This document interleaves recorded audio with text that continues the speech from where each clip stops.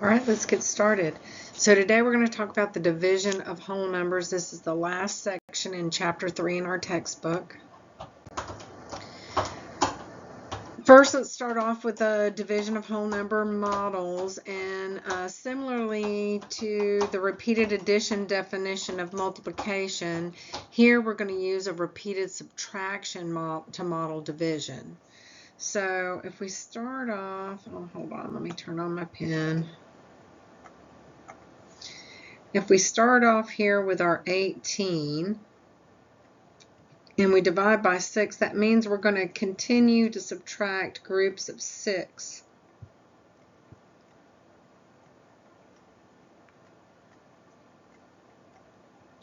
Once you get to 0 or get to a number that you cannot subtract your divisor from, then you're done. And so here we've got 1 time, 2 times, 3 times. So we know that 18 divided by 6 is equal to 3.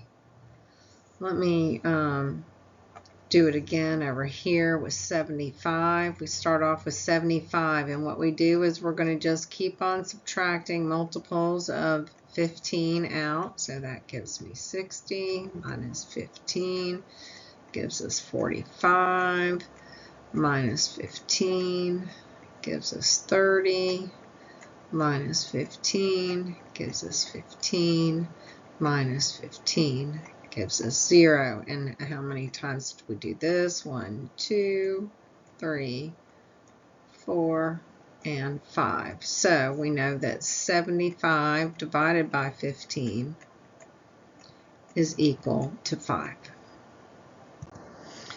So let's look at the concrete model with manipulatives. Typically, when we're working with manipulatives, you're going to really be tactily moving them around, regrouping them, and moving them from the set here.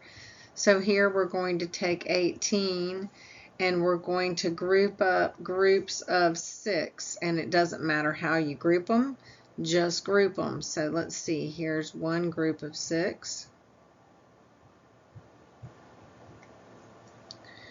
And if we were doing this in a classroom that we're actually having the tactile manipulatives, we would literally pull them away and take them away from that, just indicating that it's been removed. And let's see, 4, 5, 6. Here's another group of 6.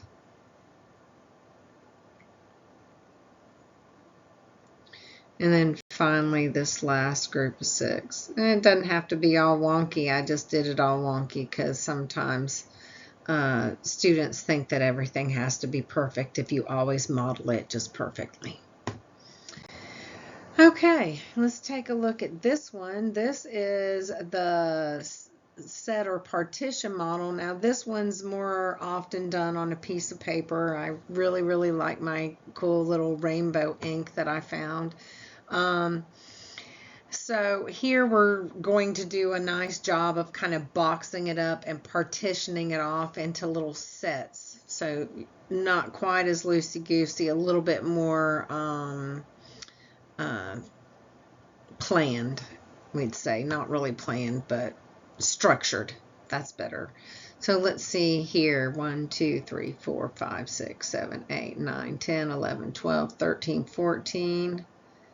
So we're pulling out groups of 15. So there's my first group of 15.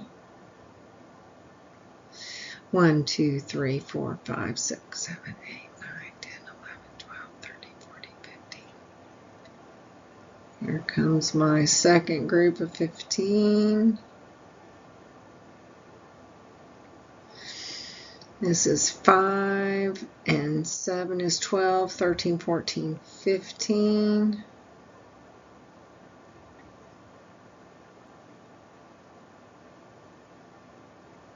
Two, 4, 6, 8, 9, 10, 11, 12, 13, 14, 15.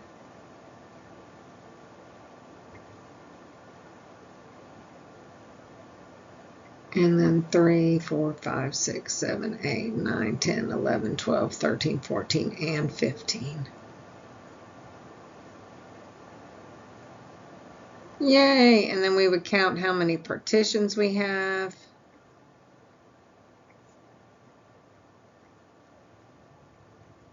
And so we could say that 75 divided by 15 is equal to 5.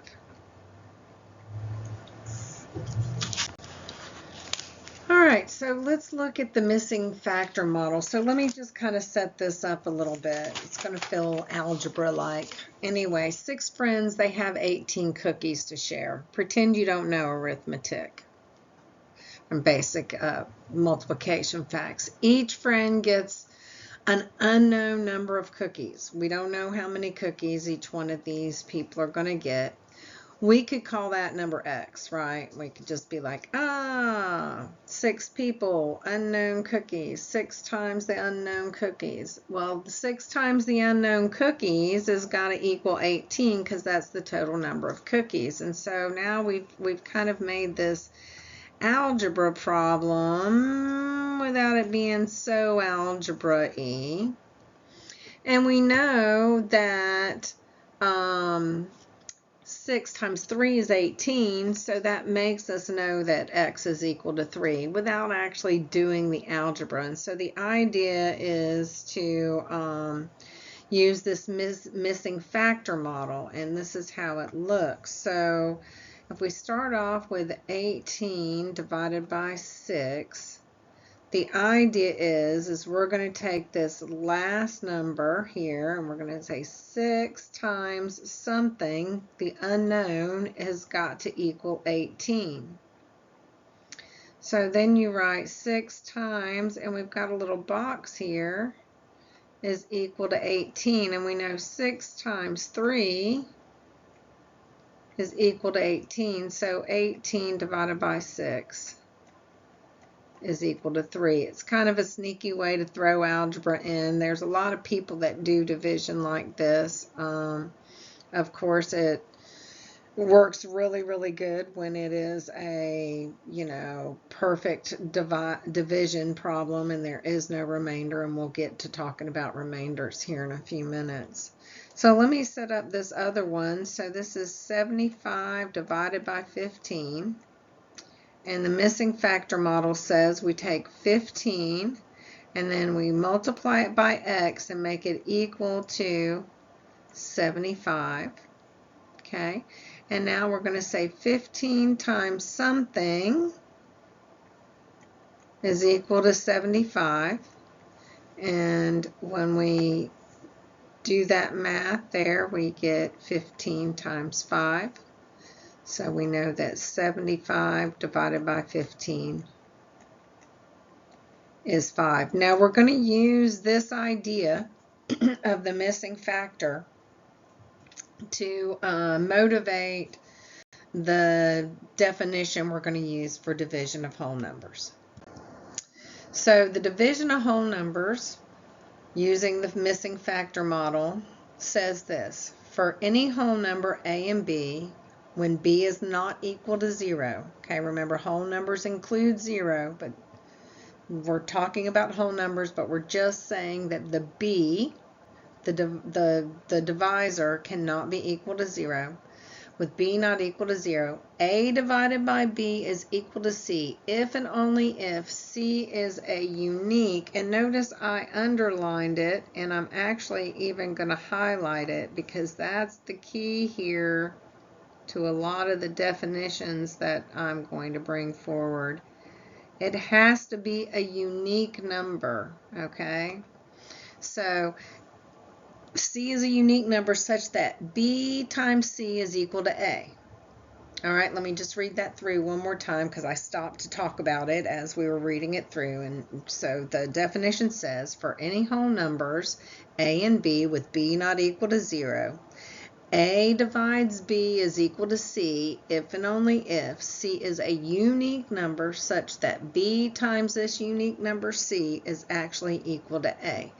The number A is called the dividend, B is called the divisor, and C is called the quotient. And I wanted to point out that division can be written in a whole bunch of different ways, and here's 4 of the main ways that you could see it. These all mean the exact same thing. Okay, so fact families, and I know in the homework it came up earlier in chapter 3 talking about fact families when we did addition, but let me point out the fact families that we can get here from division and multiplication. So it is a great tool to reinforce the relationships between it all. And sometimes you can remember it one way but can't remember it the other, and you can kind of think backwards. Let's remember that 18 divided by 6 is equal to 3. So this is one of the facts in the fact family here. We also know that 18 divided by 3 is equal to 6. That's also the other division fact family. So when you're dealing with fact families in addition and in multiplication, you're going to be, in division and in multiplication, you're going to have it go both ways here. The only operation that does not operate kind of like this is subtraction, and that's just a different critter altogether because it's not closed. Okay, the third one is 6 times 3 is equal to 18, and the fourth one is 3 times 6 is equal to 18.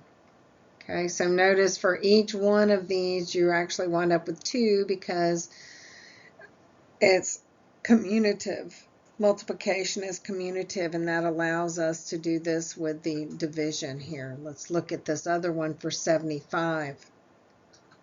We have 75 divided by 15 is equal to 5, and we also know that 75 divided by 5 is equal to 15. And we also get 15 times 5 is equal to 75.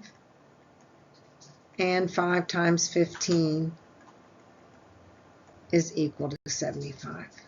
Okay, so fact families, I noticed that in the homework when I was doing the homework, and I was like, I haven't actually talked about fact families, so I thought I'd do it. Okay, so let's move on a little bit to our next idea here, and this next idea is consider these 20 apples being split between 3 people. Okay, now the most apples we could get, and if we were actually in the classroom, we would take these apples and we would dole them out. We would put one apple to the left of us, one apple in front, one apple to the right, and we would dole them out, kind of deal them out like you were doing cards.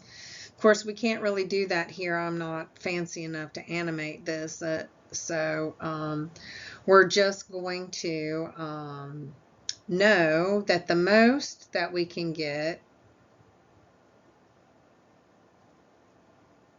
is 6 per person.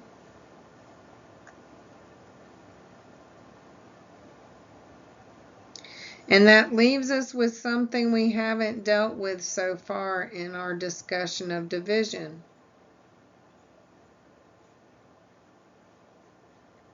These are left over. They could not group up, could not group up to 6. So this is called the remainder.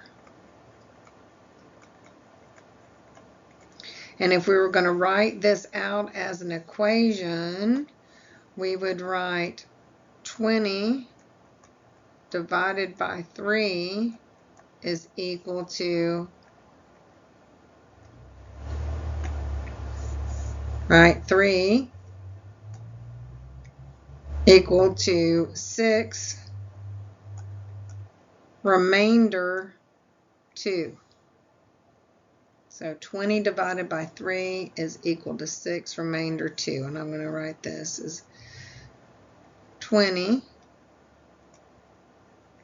divided by 3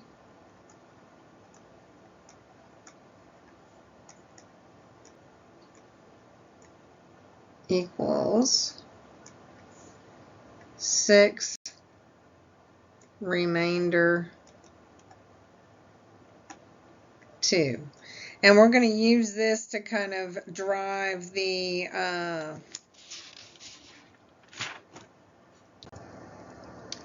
division algorithm. Okay, so the division algorithm states this: given any whole numbers a and b with b not equal to 0, there exists a unique numbers q and r such that a is equal to bq plus r, where r is in between 0 and the number b. A is called the dividend, b is the divisor, q is the quotient, and r is the remainder. And the remainder must be a number smaller than what the divisor is, whatever b is. Okay? And when a divides b results in a remainder of 0, we say that a is divisible by b. B is a divisor of a, or b divides a. We could also say b is a factor of a. I didn't think of that when I did this, so I'd like to write that if I can find my pen. We could also say b is a factor of a. Okay, now I do want to point out again, like I did earlier, we're dealing again with this unique numbers situation, and it's going to come back on another definition or two. So I want to remind you, when I say it doesn't hold because it's not a unique number, that is part of that definition. All right. So let's look at the rules regarding dividing with 0. By definition, and here we go, I just said by definition, and anytime we say by definition, that means that C is unique. Okay, so by definition, A divided by B is equal to C because B times C equals A. And that was part of that original definition that we had a few slides back. And I wish I'd put it in here. But it said, hold on, it was the division of whole numbers with that missing factor model. And it said that for any whole number A and B with B not equal to 0, A divided by B is equal to C if and only if C is a unique number such that B times C equals A. So this is that part, that B times C equals A, and that by definition forces C to be unique. Okay, so if B is equal to 0, then by the definition, B times 0 is equal to some number C. That's what the definition says.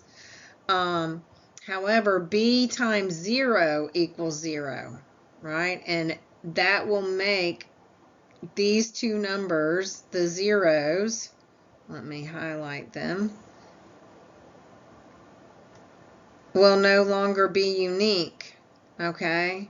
And to be unique means that it's not the same as the A or as the B. So it fails that definition.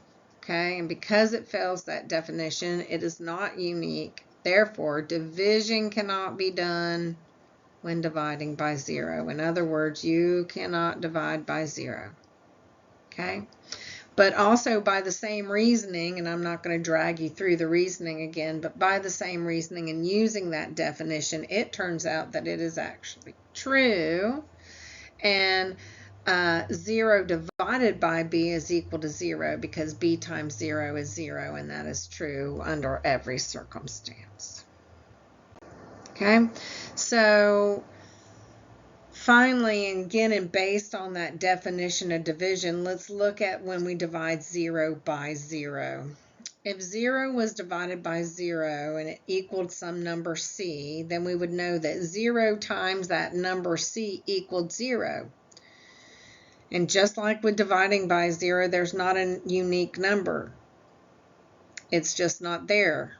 And because it's not there, and 0 times any number is equal to 0, it fails the definition. All right, so in other words, you can't divide by 0. 0 divided by 0 is bad. All of these things are bad. I love how short this particular video turned out to be, but we've gone over a lot of details as we're going forward. I did want to leave you with the way that I remember this rule here. And the way I remember it is if the 0 is over, it's equal to 0. If the 0 is under,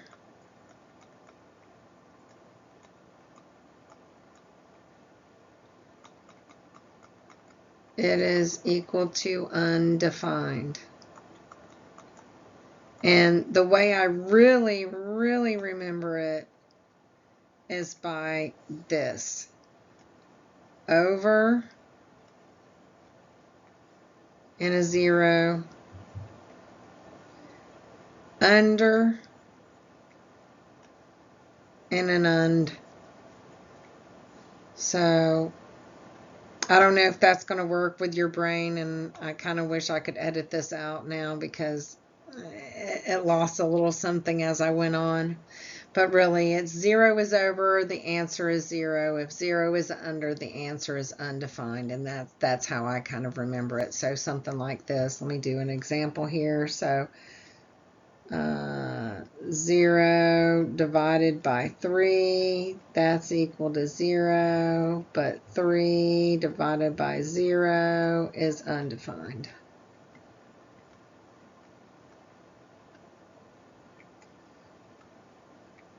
All right, well, I'll be back in a few minutes to record the next one, and I'll get these both uploaded ASAP. Thanks for your attention. Have a good day.